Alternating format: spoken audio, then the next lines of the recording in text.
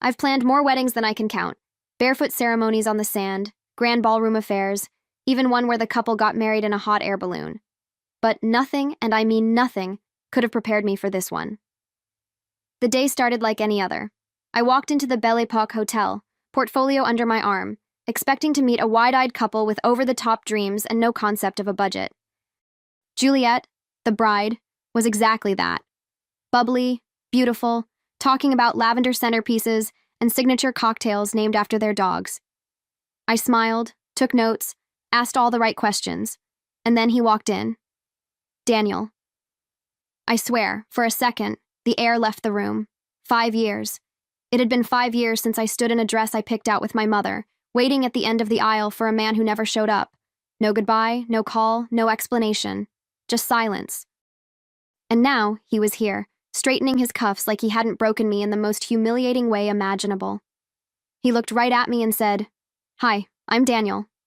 Like we'd never shared a bed, a life, a future.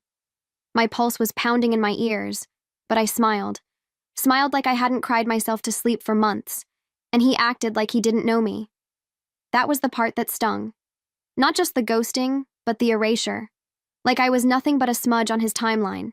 So I matched him. Nodded politely, held eye contact, jotted down, groom. Daniel, like I didn't already know his middle name, his favorite coffee, or the way he used to kiss my shoulder when he thought I was asleep. I kept it together. Outwardly, I was the picture of poise. But inside, something cracked open. Something old, and sharp, and very much alive. The rest of the meeting was a blur. Juliet talked about florals and drone shots, and I kept nodding like I wasn't secretly watching his every move. He didn't flinch. Not once. Not when I mentioned venues that looked eerily similar to the one we'd booked years ago. Not when I suggested ceremony start times that mirrored our own. He just smiled, charming, confident, completely untouched by the memory of what he'd done. And that's when it hit me. He really believed he'd gotten away with it. I should have walked away. That would have been the healthy thing, the adult thing, the I'm over it thing. But I didn't. Because in that moment, something shifted inside me. Something quiet, but heavy. I wasn't the broken woman he'd left behind. I wasn't the girl checking her phone at the altar, praying for an explanation that never came. I was the professional now, the one in control, the one holding the calendar, the contacts, the details, and eventually, the mic. And as I watched him drape an arm around Juliet, flashing that same smile he once reserved for me, I realized I didn't just want to get through this wedding. I wanted to own it, not for closure, not even for payback, but because maybe, just maybe, this was the universe handing me the microphone I never got to use. After the meeting ended, I sat in my car for a long time before turning the key. I stared out at the valet loop, watching happy couples arrive with champagne flutes in hand, and all I could think was, how did he sleep that night? The night he left me waiting, dressed in white, surrounded by people I loved, trying to smile through what felt like the slowest unraveling of my life. I used to ask myself that every night. Now, after today, I knew the answer. He didn't lose sleep. Not then. Not now. It's funny, the things you remember when you least expect them. Like how he used to hum in the shower, or how he held my face when he kissed me like I was the only woman in the world. Lies. All of it. Because no one who loves you leaves you like that. No one who loves you forgets your face. And yet here he was, acting like a stranger. Like I was just another vendor in his fairy tale with Juliet. But he made a mistake coming back into my world. A big one. Because now I was no longer the woman waiting to be chosen. I was the one designing the story, the one pulling the strings. The man who once disappeared was back in front of me, and this time I had the microphone. The thing about betrayal is, it sharpens you, turns every smile into a strategy, every compliment into camouflage. So I smiled. A lot. I praised Juliet's taste, told her how unique her vision was, reassured her that every detail would be flawless. She beamed every time. She trusted me. And why wouldn't she? I was doing my job. And doing it well. But behind the clipboard and curated mood boards, I had a second plan unfolding. One Juliet didn't see. One Daniel would never see coming. I started paying close attention to him. Little things. The way he checked his phone whenever Juliet walked away. How he talked about himself like he was auditioning for a role, not building a marriage. I'd throw out small questions during meetings, casual, harmless. So how long have you two known each other again? Or, you've never been married before, right? He never flinched, lied effortlessly, like I hadn't once stood in front of a mirror rehearsing my vows to that same mouth. And that's when I knew.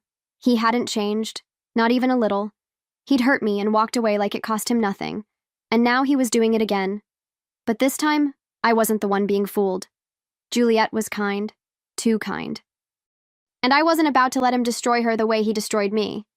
No, I wasn't planning a wedding anymore. I was planning something else entirely. Juliet kept sending me photos, swatches of blush fabrics, calligraphy samples, table layouts. She was so excited, so full of hope. It nearly broke me. Because I remembered being her. I remembered thinking love was a safe place, a promise you could frame your future around. And I remembered the crash, the sting of public silence, the headlines that never ran but lived on in whispers. But Juliet, she still believed in fairy tales, and Daniel was writing his own version. I did my part. I booked the venue, secured the vendors, ordered the monogrammed napkins she adored. But in the background, I was collecting details. I scanned his social media, checked his LinkedIn, followed breadcrumbs he probably didn't think anyone would bother with. I found gaps in his stories, names that didn't match, a few flirtatious comments from women who clearly didn't know he was engaged. I wasn't surprised. If anything, I was insulted by how careless he was. How confident. The worst part? She didn't know any of it. Not about me, not about his past, not that the man she was marrying had ghosted a woman he once claimed to love. And I could have warned her, right then, could have called it all off with a single conversation. But something told me this needed more than just a warning. It needed clarity, exposure, and maybe, just maybe, a little justice. I started laying the groundwork in silence. No drama, no confrontations, just quiet precision, the kind you learn after years of planning other people's big days. The more I smiled, the more Juliet opened up. She started calling me her wedding fairy, said she couldn't imagine doing this without me. That part hurt more than I expected. Because deep down, I wanted to protect her. But to do that, I had to let her walk straight toward the lie, until the timing was right to tear the curtain down. Daniel remained blissfully unaware. During one tasting, he made a joke about how women go crazy over weddings. I laughed with the rest, but inside I took note. He wasn't just lying, he was proud of it. He saw deception as charm, manipulation as strategy. And if he could twist the truth that easily, I had every reason, and every right, to show him what the truth really looked like. Because if he could rewrite history, I could revise the future. And this time, I wouldn't be left speechless. I told Juliet I wanted to film some behind-the-scenes footage. For the memories. A little montage she could look back on after the honeymoon. She loved the idea, said it made the whole thing feel like a movie. I hired the videographer myself. Discreet, professional, someone who asked no questions and kept the files backed up on a private drive only I could access. And just like that, the camera started rolling. Not on the flowers, not on the cake, but on the cracks forming behind her perfect day. Next, I called the DJ, told him there might be a change in the final playlist, to wait for my cue. Then the officiant. I asked for a few small edits to the ceremony script. Nothing major, just a shift in tone for the ending. I even spoke with the tech crew handling the big LED screen at the reception. They didn't need to know why. They just needed to follow instructions. Every piece of the puzzle was falling into place. Not rushed, not reckless, strategic. But even I didn't expect what I'd find next. One night, while reviewing our shared planning folder, I saw a notification pop up. Daniel's email had just been accessed. Curiosity got the best of me. I opened it. And what I found made my stomach twist. Messages. Dozens of them. Flirty, inappropriate, recent. Some from women who clearly thought he was single. Some that went further. I screenshotted everything. Labeled, dated, archived. My hands shook. Not from pain, but purpose. It wasn't just infidelity. It was a pattern. Like he was addicted to the game. The flattery, the secrecy, the thrill of not getting caught. He had no idea someone was finally watching, someone who knew all his tricks, because she'd once fallen for every single one. I forwarded the worst messages to a secure drive. Not because I needed proof, I had enough scars for that, but because Juliet deserved to see who she was marrying, not just who he pretended to be. Meanwhile, the wedding plans continued, seamlessly. I booked the string quartet she wanted, scheduled the hair and makeup trials, even helped her pick the song for their first dance. I stood there smiling while she described how Daniel made her laugh, how lucky she felt, and I nodded. I agreed. Because the story had to keep moving forward, the reveal wouldn't mean anything if the dream wasn't fully built first. I had to let her fall in love with the fantasy, so she'd understand the betrayal. Daniel didn't suspect a thing. At one point, he even said, "You're really good at this. Makes me wonder how no one ever locked you down." I laughed, really laughed, because what else could I do? He didn't remember, or maybe he did, and just didn't care. But the thing is, I remembered everything. Every second of silence he left me in. And now, I was filling that silence with something much louder. Juliet's joy was blinding. She floated through the final fittings, cried when her father saw her in the dress, and kept telling me this wedding felt meant to be. And I smiled. I held her hand, told her everything was under control. But inside, something tightened every time she said the word forever. I wasn't just preparing her wedding anymore. I was preparing her awakening, and it had to be flawless, not to ruin her, but to free her, because she deserved the truth, even if it shattered the fairy tale. I double-checked every name on the guest list, not because I was worried, but because I wanted the right audience. His friends, his colleagues, her sorority sisters, their families, all the people they'd one day send thank you cards to. They'd be there. They'd see it with their own eyes. And I wanted them to understand this wasn't sabotage. This was the unveiling of a mask, one Daniel had worn for far too long. The dress was steamed, the rings were polished, the playlist was cued, everything was in place. The dress, the rings, the reckoning. The day arrived like any other wedding day, all nerves and perfume and last-minute lint rolling. I arrived early, clipboard in hand, pretending I was there to calm the chaos, when in truth, I was the one orchestrating it. Juliet looked radiant. Her dress shimmered in the morning light, her eyes full of everything I once believed about love. When she hugged me, she whispered, "Thank you for everything. This is the happiest day of my life."